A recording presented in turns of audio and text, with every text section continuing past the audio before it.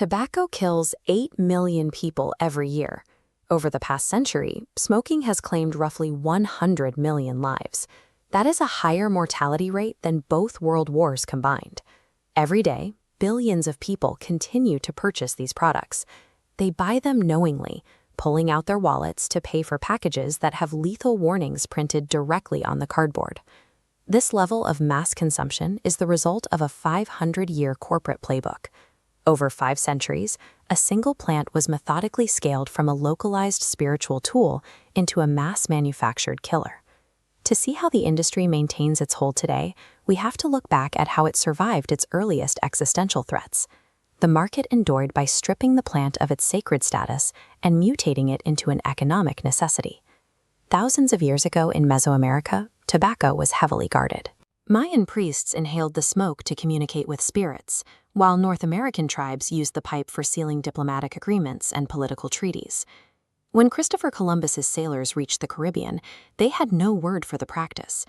They described the local people as those who drank smoke, treating the habit as a frightening, almost demonic anomaly.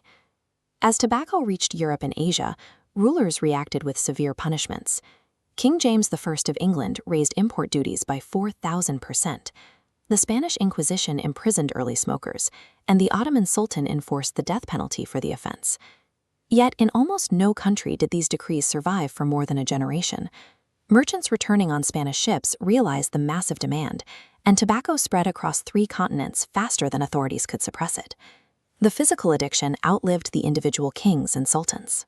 Tobacco was permanently disconnected from its religious origins and became firmly embedded in global trade as a highly profitable commodity. Until the 1880s, cigarettes were a niche product. Factory workers rolled them entirely by hand, and a skilled worker could only produce about 4 per minute, keeping production costs high and supply limited. This diagram compares that manual labor against the output of a new mechanical invention. An 18-year-old named James Bonsack patented a machine capable of rolling 200 cigarettes a minute. Entrepreneur James Buchanan Duke bought the rights, dropping his production costs and quickly securing 90% of the U.S. market. With the bottleneck solved, the First World War provided the ultimate distribution channel.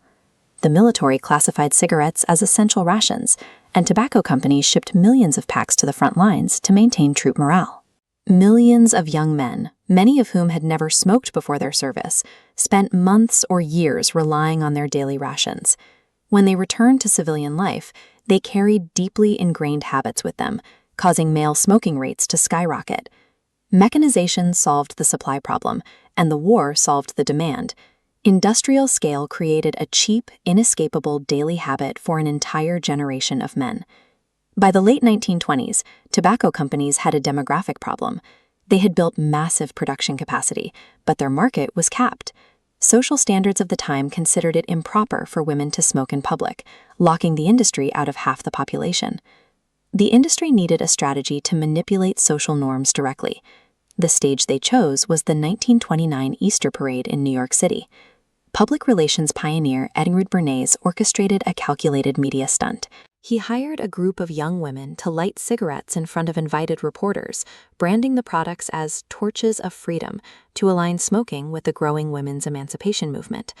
Over the following decades, this psychological manipulation evolved.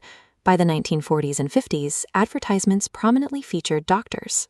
Consumers read headlines claiming complete absence of throat irritation, interpreting these marketing tactics as genuine medical endorsements.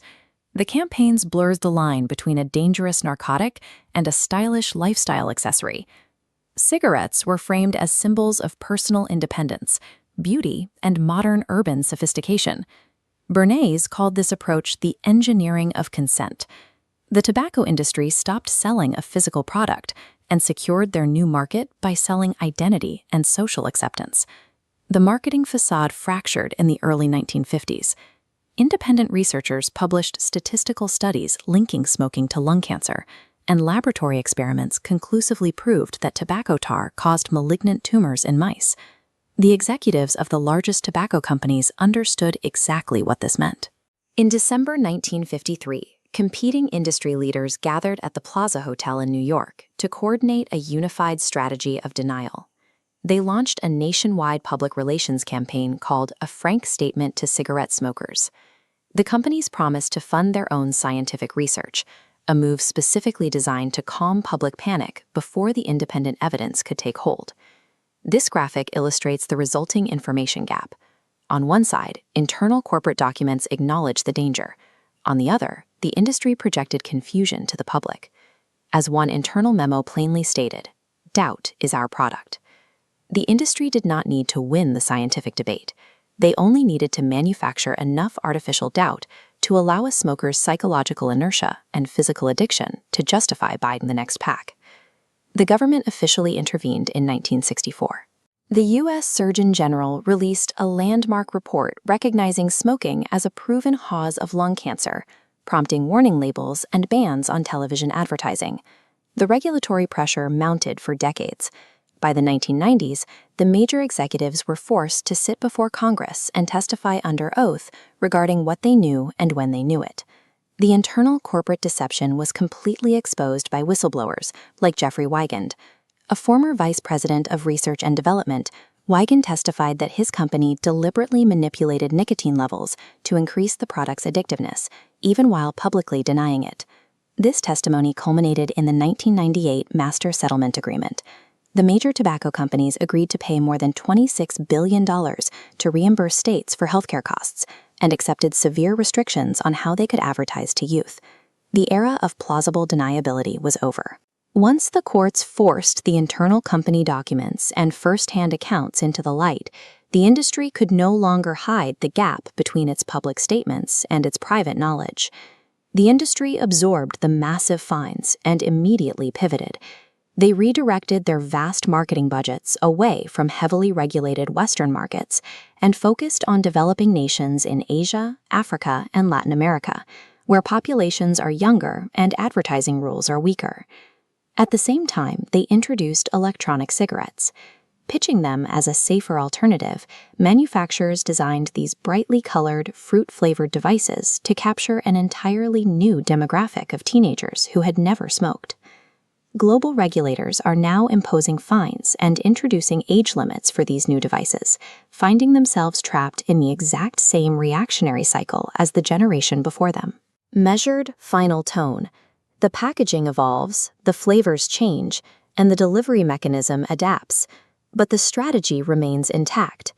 For 500 years, the industry has relied on a repeating cycle of reinvention, manipulation, and deception to sell a product they know will kill their customers.